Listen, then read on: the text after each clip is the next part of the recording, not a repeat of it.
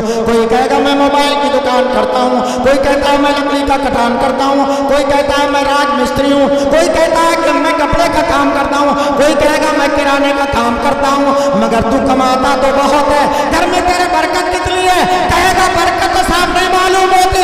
मैं कहता हूँ मेरे दोस्तों गौर से सुन लो, आज हमारे माशरे का ये आलम हो चुका है, जो 300 रुपए की मजदूरी करता है। ये दिल में मेरे दर्द है, इसलिए अपने कौम के सामने ये चंद जुमले रखने के लिए आया हूँ।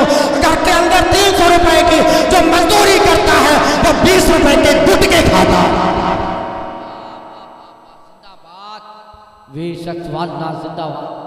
रोज के 20 रुपए के गुटके खाता। एक साहब मुझे मिले थे पीलीभीत के पास में, कहने लगे हजरत क्या गुटखा खाने से वुजू टूट जाता है? मैंने कहा मतलब? बोले साहब मैं स्वयं पढ़ने आया था, थोड़े से चने मैंने पढ़े हैं और अब मैं गुटखा खाने के लिए चाह रहा हूँ, क्या वुजू टूट जाएगा? देखें कितनी है, गुटखा खाने से वुजू टूट जाएगा। मैंने कहा बैठ जाओ। मैंने कहा कितने खा लेते हो? बोले नहीं ज्यादा खा पाता हूँ, 40-50 खा लेता हूँ। मैंने कहा बच्चे कितने हैं? बोले 5 बच्चे हैं। क्या करते हैं?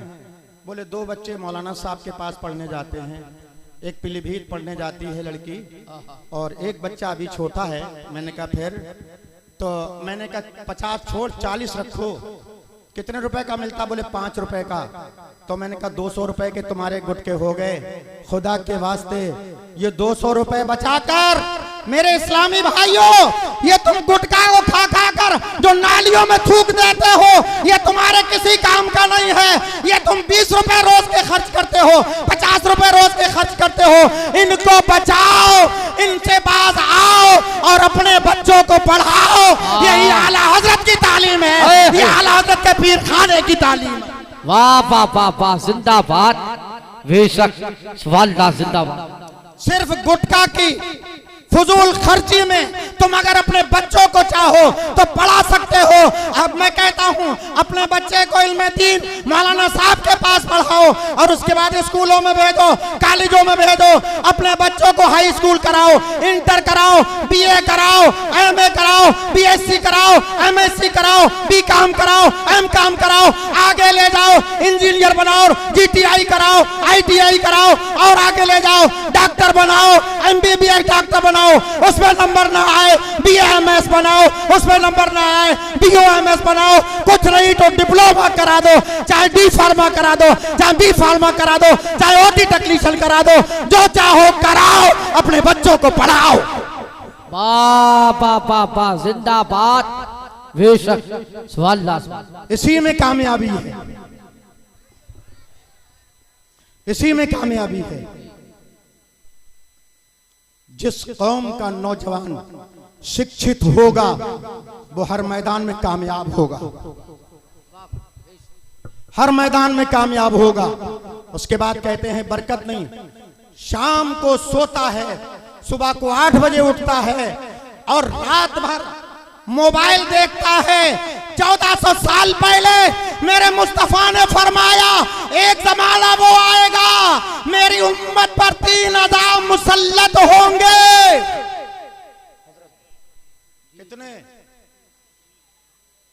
दिल में अगर हो दर्द तो दवा कीजिए, बन जाए दिल ही दर्द तो क्या कीजिए। वाह वाह वाह, बेशक सवाल। मेरे मुस्तफा ने फरमाया 1400 साल पहले मेरी उम्मत पर 3 अज़ाब मुसल्लत होंगे। एक वक्त वो आएगा, सहाबा ने अर्ज की या रसूल अल्लाह वो कौन कौन से अज़ाब होंगे? तो कहा एक तो ये होगा कि वक्त में बरकत खत्म हो जाएगी। फरमाया जालिम हाकिम मुसल्लत हो जाएंगे। आका ने फरमाया बरकतें उठा ली जाएंगी, जालिम हाकिम मुसल्लत हो जाएंगे। का सरकार तीसरी चीज क्या होगी? वो तीसरा अजाब क्या होगा? तो मेरे मुस्तफ़ा सल्लल्लाहु ताला अलैहि वसल्लम ने इरशाद फरमाया कि शाम को बंदा मोमिन होगा, सुबह को काफिर होके उठेगा। शाम को मोमिन होगा और सुबह को काफिर होके उठेगा। ये नौजवान हमारे, आपके यहाँ क्या हाल है मैं नहीं बता सकता, इसलिए कि मैं आपके यहाँ कोई वेरीफाई करने, इंक्वायरी करने नहीं आया हूँ। जमाने के हालात देख रहे हैं हम लोग। शायर इस्लाम नईम अख्तर साहब से पूछो कि हालात क्या हो रहे हैं। सरकार ने फरमाया शाम को बंदा मोमिन होगा और सुबह को काफिर होकर उठेगा। ऐसे ऐसे मामलात इन पर, ऐसे ऐसे गाने, ऐसी ऐसी स्टोरियां, ऐसी ऐसी कुफरिया कलिमात इसमें आ रहे हैं। उनको सुनकर ये मुसलमान नौजवान वाह वाह कर रहा है। रात के 2 बजे सो रहा है, सुबह को 8 बजे उठ रहा है। बरकत तेरे घर में कहां से आएगी? सहाबा ने अर्ज की, या रसूलल्लाह, ये 3 अज़ाब किस लिए आएंगे? मुस्तफा ने फरमाया, जब मेरी उम्मत उलमा से दूरी बना लेगी, उलमा को दरगुजर करेगी, तब ये अज़ाब आएंगे। नारे तकबीर, नारे रिसालत, नारे गौसियत, फैज़ाने हुजूर गौसे आज़म, फैज़ाने औलिये किराम, नारे अय्युहल्लज़ीन आमनू कू अनफुसकुम व अहलीकुम नारा। ऐ ईमान वालो, जहन्नम की आग से खुद बचो और अपने घर वालों को बचाओ। मैं कहता हूँ मेरे भाइयों, सुनो, बड़े गौर से सुनो। जिस घर के अंदर जो है फजर की नमाज पढ़ी जाएगी, बाप भी नमाज पढ़ेगा, बेटा भी नमाज पढ़ेगा, सास भी नमाज पढ़ेगी, बहू भी नमाज पढ़ेगी, सब नमाज पढ़ेंगे। तो मेरे दोस्तों, मर्द तो नमाज पढ़ने जो है मस्जिद में जाएगा, वो जाके सलाम फेर के तस्बीह फातिमा पढ़ के जब दुआ मांगेगा, अगर उससे पहले अंधेरे अंधेरे फजर की अजान होते ही कोई मेरी माँ, कोई मेरी बहन, कोई मेरी बेटी अपने घर में दुआ करेगी फजर की नमाज पढ़ के, तो मुसल्ला समेटने से पहले अल्लाह उसकी दुआ को कबूल फरमा लेगा। वाह वाह वाह वाह, जिंदाबाद जिंदाबाद, अल्लाह उसकी दुआ को कबूल फरमा लेगा। बन के देखो ये इस्लाम क्या कह रहा है, ये गौसे आजम रज़ी अल्लाह ताला अन्हु ने क्या सबक दिया है। मैंने पढ़ाई लिखाई की बात कही है। गौसे आजम मादरजाद वली थे, 18 पारे जो थे माँ के पेट से याद करके पैदा हुए थे, मगर फिर भी अल्लाह अकबर 18 साल की उम्र में सरकार गौसे आजम ने जीलान को, ईरान को छोड़ा और उसके बाद फिर इराक चले गए, यानी बगदाद चले गए, वहाँ इल्म हासिल करने गए। क्या कमी थी गौसे आजम के पास इल्म की? नहीं नहीं, मेरे गौसे आजम तो 18 पारों के हाफिज थे, मगर ये सबक दे रहे हैं, कह रहे हैं जितना दूर जाना पड़े इल्म सीखने चले जाना।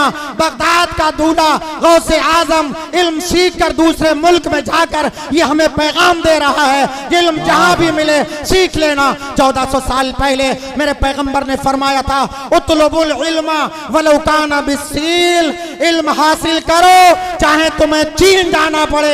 आज अपने बच्चों को पढ़ाओ, आधी रोटी खाओ। आला हजरत के पीर खाने से ये आवाज आ रही है, जब तुम थोड़ी खाओगे या मान लीजिए रोजाना गोश्त से नहीं खाओगे, कभी कभी सब्जी से खाओगे, गोश्त का पैसा बचाकर अपने बच्चों को पढ़ाओगे, हिंदुस्तान में पढ़ाओ। यहाँ अगर और आगे तरक्की करना हो अमेरिका भेज दो, और तरक्की करना हो रशिया भेज दो, जहाँ चाहो वहाँ भेज दो। मेरे दोस्तों, अपने बच्चों को पढ़ाओ, अपने बच्चों को पढ़ाओ, अपने बच्चों को पढ़ाओ, इसी में तुम्हारी कामयाबी। जी जी, वाह वाह, बेशक सवाल। मेरी थोड़ी बात को आप ज्यादा समझ लेना, मैं कोई और टॉपिक पे ना बोलकर बस इतनी बात आप तक पहुंचा के जा रहा हूं, इसी में कामयाबी है। वरना न समझोगे तो मिट जाओगे। ऐ हिंदी मुसलमानों, तुम्हारी दास्तां तक भी ना होगी दास्तानों में। अस्तगफिरुल्लाह रब्बी मिन कुल्लि ज़ंबिन व अतूबु इलैहि वमा अलैना इल्लल बलागुल मुबीन। अस्सलामु अलैकुम व रहमतुल्लाहि तआला व बरकातुहू। के पीर की निस्बत